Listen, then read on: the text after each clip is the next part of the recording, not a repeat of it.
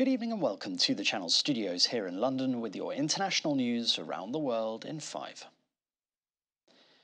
North Korea has fired a suspected missile over Japan in what appears to be a deliberate escalation to get the attention of Tokyo and Washington. Speaking in the Japanese capital, Prime Minister Fumio Kishida said North Korea has fired a ballistic missile.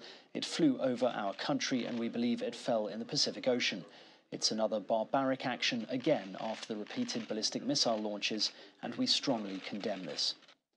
The ballistic missile travelled around 4,500 kilometres before falling into the Pacific Ocean, far enough to hit the US island of Guam if it took another trajectory. It is the first North Korean missile launch over Japan since 2017. The launch saw Japan issue a rare alert to some citizens to take cover, although here citizens remained calm and seemed to ignore the warnings. Here, a J-alert missile warning on a train that was temporarily halted due to the danger. The launch comes as Japan, the US and South Korea have been working together to strengthen their defences in response to the growing threat posed by the North. Ukrainian troops have retaken more territory in regions illegally annexed by Russia, with Kyiv's forces advancing near the southern city of Kherson and consolidating gains in the east. Here, a Ukrainian soldier removing a Russian flag and replacing it with the Ukrainian one in an area around Kherson. Russian-installed officials confirmed the advance but said Moscow's forces were digging in. Ukraine's President Volodymyr Zelensky said there are new liberated settlements in several regions. Speaking during his nightly address, President Zelensky said fierce fighting continues in many areas, but he did not give details.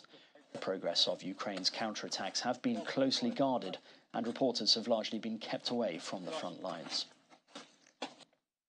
Iran's supreme leader has blamed the United States and Israel for the protests sweeping the country following the death of a woman whilst in police custody. In his first public comments on the unrest, Ayatollah Ali Khamenei said riots had been engineered by Iran's arch-enemies and their allies. The protests are the biggest challenge to his rule for a decade, and he urged security forces to be ready for more. Here, video released purportedly showing people fleeing amid clashes between Iranian security forces and students at a prominent university in Tehran. The US said it was appalled by the violent response to the protests. President Joe Biden said he was gravely concerned about reports of the intensifying violent crackdown on peaceful protesters.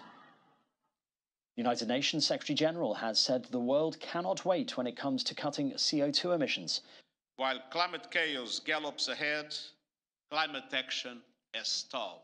Antonio Guterres said we are in a life and death struggle as he spoke ahead of the UN's COP27 climate summit in November in Egypt. Dozens of ministers and senior delegates are meeting in the Democratic Republic of Congo's capital. The high-level speakers at the climate talks in Kinshasa particularly called out rich nations for failing to honour a $100 billion per year funding pledge to developing countries, warning that fair finance was needed to avert the worst of the climate crisis. The European Parliament has approved new rules that will introduce in the European Union a single charging port for mobile phones, tablets and cameras by 2024, a world first that is expected to affect iPhone maker Apple more than its rivals.